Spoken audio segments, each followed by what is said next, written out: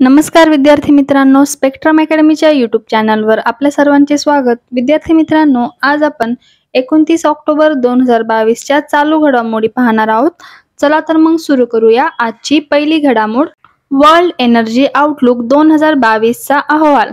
International energy एजन्सीने आपला world energy outlook 2022 अहवाल 27 October 2022 रोजी प्रसिद्ध केला, ज्यामध्ये 2025 मध्ये जागतिक उत्सर्जन शिखरावर असेल असे नमूद केले. वर्ल्ड एनर्जी ऑर्गनायझेशनने अहवालात असे म्हटले आहे की युक्रेन संघर्षामुळे उद्भवलेल्या जागतिक ऊर्जा संकटाचे सर्वांसाठी दूरगामी परिणाम होत आहेत. इंटरनॅशनल एनर्जी एजन्सी ही पॅरिसमधील स्वायत्त आंतरशासकीय संस्था आहे.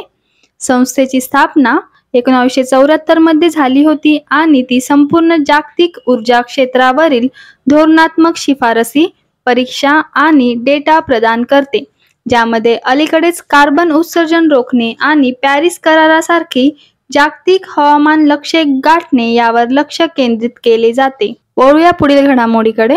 FATF ने उच्च जोखीम असलेल्या देशांच्या यादीत म्यानमारचा समावेश केला.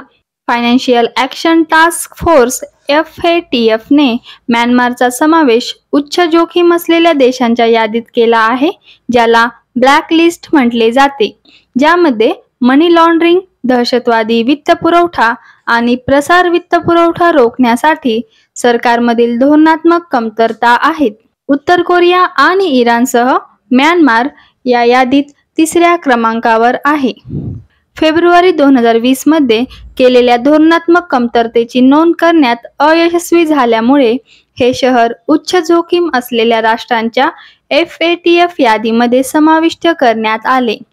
फायनान्शियल ॲक्शन टास्क फोर्स ही 1989 मध्ये स्थापन झालेली आंतरसरकारी संस्था आहे. मनी लॉन्ड्रिंगचा सामना करण्यासाठी धोरणे वाढवण्यासाठी G7च्या पुढाकाराने ही संस्था स्थापन करण्यात आली. 2001 मध्ये दहशतवादासाठी वित्तपुरवठा समाविष्ट करण्यासाठी त्यांच्या आदेशाचाही विस्तार करण्यात आला आहे. वळूया पुढील घडामोडीकडे. अमन सेहरावत अंडर-23 जागतिक कुस्ती चॅम्पियनशिपमध्ये सुवर्णपदक जिंकणारा पहिला भारतीय कुस्तीपटू ठरला आहे. अमन सेहरावतने कुस्तीमध्ये अंडर-23 वर्ल्ड रेसलिंग चॅम्पियनशिपमध्ये सुवर्णपदक जिंकून इतिहास रचला. पोंटेवेद्रा, स्पेन येथे सुवर्णपदक जिंकणारा तो पहिला भारतीय कुस्तीपटू ठरला. अमन सेहरावतने अंतिम फेरीत 16 वर्षीय ज्युनियर युरोपियन रौप्य पदक विजेता तुर्कीच्या अहमद डुमनचा 12-4 असा पराभव करून पुरस्कार पटकावला. वळूया पुढील घडामोडीकडे. FIP-RESCI ने पाथेर पांचालीला सर्वोत्कृष्ट भारतीय चित्रपट म्हणून घोषित केले. दिग्गज चित्रपट निर्माते सत्यजित रे यांच्या पाथेर पांचाली या चित्रपटाला international federation of film critics याने सर्व काळातील सर्वोत्कृष्ट भारतीय चित्रपट म्हणून घोषित केले आहे. 1955च्या चित्रपटाला भारतीय चित्रपटांच्या इतिहासातील पहिल्या 10 चित्रपटांमध्ये प्रथम क्रमांक मिळाला आहे, जो FIP-RESCIच्या इंडिया चॅप्टरने केलेल्या सर्वेक्षणानंतर घोषित करण्यात आला आहे.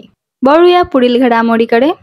गुजरात हे 100% हर घर जल राज्य म्हणून घोषित करण्यात आले आहे. गुजरात हे 100% हर घर जल राज्य म्हणून घोषित करण्यात आले. गुजरातमध्ये ग्रामीण भागातील कुटुंबांना हर घर जल मिशन अंतर्गत नळांद्वारे शुद्ध पिण्याचे पाणी उपलब्ध आहे.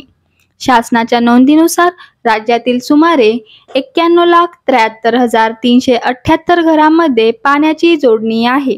पंतप्रधान नरेंद्र मोदी यांनी जलशक्ती मिशनसाठी उत्साह दाखवणाऱ्या गुजरात राज्याचे आणि जनतेचे अभिनंदन केले.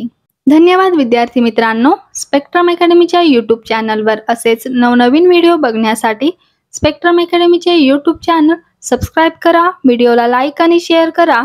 लाईक केल्याबद्दल धन्यवाद.